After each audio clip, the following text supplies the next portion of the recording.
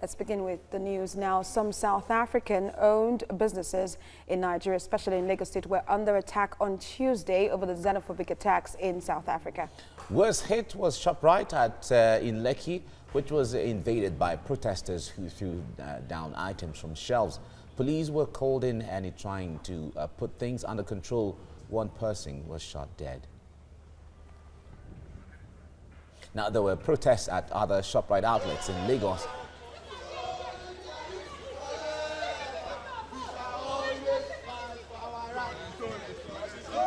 The one at the Ikeja City Mall was peaceful. The protesters carried placards to show their displeasure over the attacks on foreigners in South Africa.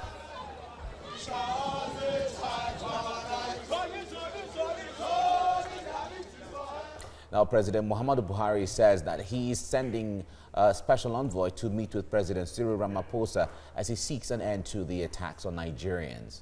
The special envoy is expected to arrive in Pretoria on or before Thursday. And Vice President of Nigeria, Yemi Osinbajo, has also condemned the attacks, insisting that such is unacceptable and should not be condoned by any country. It is very sad and very unfortunate that the lives and livelihoods of Nigerians living in South Africa is once again being destroyed with such wantonness and with such carelessness and recklessness. It's very, very sad indeed. But again, this is all contrary even to the very ideas that all of the great leaders of South Africa fought for, including the current president. You know, this level of bigotry, this sort of bigotry is just terrible and it's so completely unacceptable. And South Africa's President Cyril Ramaphosa has also called for calm and condemned the destruction of foreigners' interests by its citizens. President Ramaphosa says the action is a violation of the values and principles that define the democracy of his country. In the past few days, on foreign nationals that have taken place in many parts of our country are an affront to the aspirations of our forebears who drafted our Freedom Charter. These attacks are a violation not only of the rights of the individuals who are affected, but also of the values and the principles that define our democracy. We must condemn in no uncertain terms such behavior without any hesitation. It is not acceptable that any one of us as South Africans can go out and attack people from other countries because they come from other countries. It cannot be acceptable. Joining me now is the Executive Director, Center for Social and Economic Rights, Nelson Ekujumi, in the studio. Nelson, good morning. It's good to have you join me right now. Thank you very much. Now, the issue of xenophobic attacks is not new to Africans and especially South Africans. It has been on the front burner for several years now. But the trends seem to be changing because if we listen to some beyond the headlines and all of that, you narrow it down, a lot of people are saying that there are some of them have to do with vigilantism gone wrong, drug business gone wrong, and so on. What do you say to that? Well, those assertions are not far from the truth, but basically, I think Nigerians, we must educate ourselves that, you know, even though they have exited the apartheid rule, they are still living under that trauma.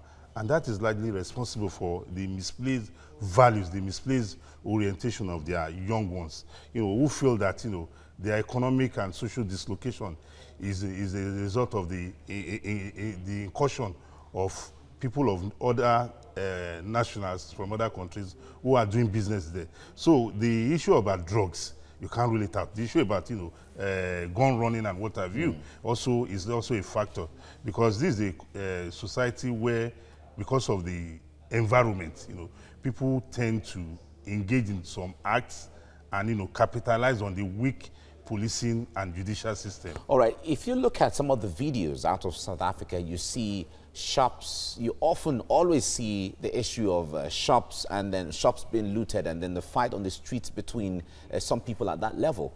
There are so many Nigerians who are engineers. There's so many Nigerians who are medical doctors, who are lecturers, who are, you know, at that level. You don't get to see all of those at that level.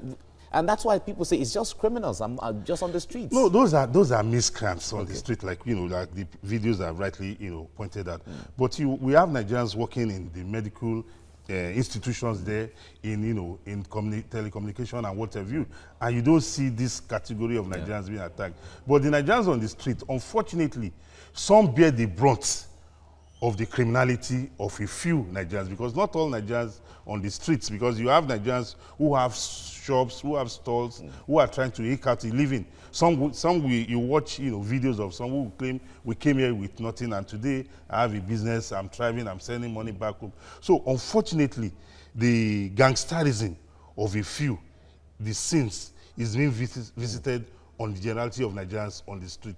And for me, this is condemnable. The Nigerian foreign minister, Onyema, has is suggesting some ways, anyway, on behalf of government, looking forward to like a joint committee between the South African police and the Nigerian police to operate and see how they can find a solution to that. I wonder what you make of that. If the Nigerian police by any means is going to be operating with the South African police in South African territory.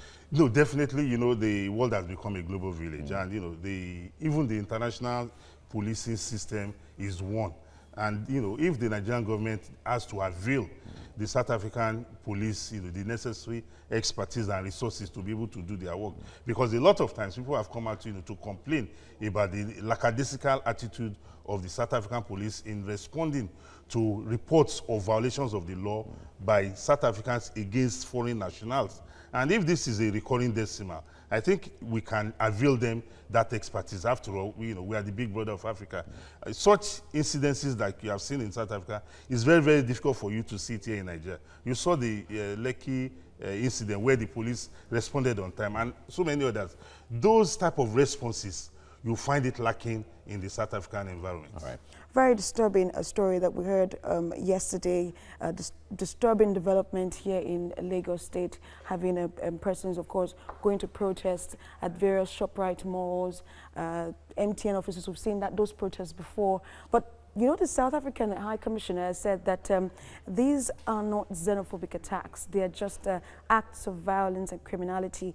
Where do we draw the line when we see these attacks on foreign nationals, and how do we get to, you know, tag them as xenophobic and acts of violence? Well, I wouldn't know how the South African High Commissioner made his description, or how he tried to differentiate between criminal act and but what we know clearly is that a violation of the laws of South Africa has taken place. Attacks have been targeted at foreign nationals, including Nigerians. And one expects the South African government, instead of trying to find a description to describe this act of criminality, to rather be focused on how to arrest and bring the perpetrators, you know, to justice. For me, it is not about whether it is xenophobic or acts of criminality. What has happened is a clear violation of the laws of South Africa. But if you look at, take a look at the root cause of these attacks. Sometimes we're confused as to what actually is the root cause. What do you think is causing this uproar amongst young persons? As to what actually is the root cause? What do you think is causing this uproar amongst young persons in South Africa? It's not an uproar. It's acts of criminality by miscreants, by street urchins. And, you know, unfortunately, I think Nigerians and the rest of the world have to understand one fact, that South Africans are still living in the trauma of apartheid rule. Even though they've exited apartheid, regime over 2 decades now, unfortunately, they still see people belonging to other nationalities, other nationals, as people who are oppressing them. So these street urchins who have been deprived economically, socially, and what have you now feel that, look, these are the people who have deprived us. Unfortunately, some of the countries, nationals that they have been attacking, they have burnt their properties and what have you, are countries that contributed blood and sweat.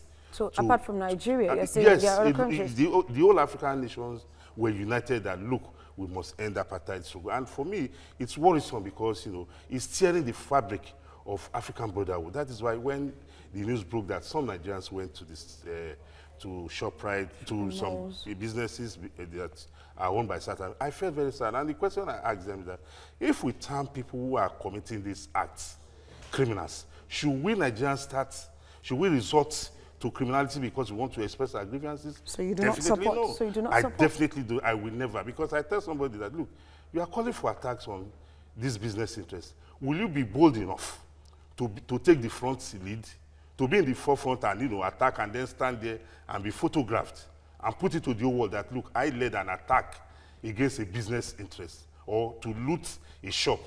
I'm sure nobody wants that. Nobody wants that reportage to be embedded in the history of himself or that of his family. So the retaliatory attack is an act of, you know, bestiality that must not be, you know, encouraged in any form. I totally condemn it. But of course, were you saying that persons should not go ahead and protest? No, I'm not saying you can protest. But what we saw in some of the businesses yesterday, where people broke into some of these shops and, you know, destroyed, you know, the goods and, you know, maybe looted some, is not that is not a protest. That is an act of criminality. If you want to protest, there are civilized means of, you know, expressing your grievances. I know we are angry, but at every point in time, we must always ensure we prove that we are superior animals. That is why we are human beings. We must not allow our emotions to rule our rationality, or else we are not different from, you know, other animals. So what do you suggest, you know, should be the way forward? We know that the presidency has already sent a special envoy to South Africa to, of course, discuss the issues. But apart from sending a special envoy, are you comfortable with the move by the presidency? Definitely, I'm very comfortable because the responsibility for the protection of lives and property in South Africa lies with the South African government and not the Nigerian government. We need to rally around the South African government to make sure they up their ante with regards to upholding their laws when their citizens break those laws and the violation of the law affects foreign nationals, especially people of African descent.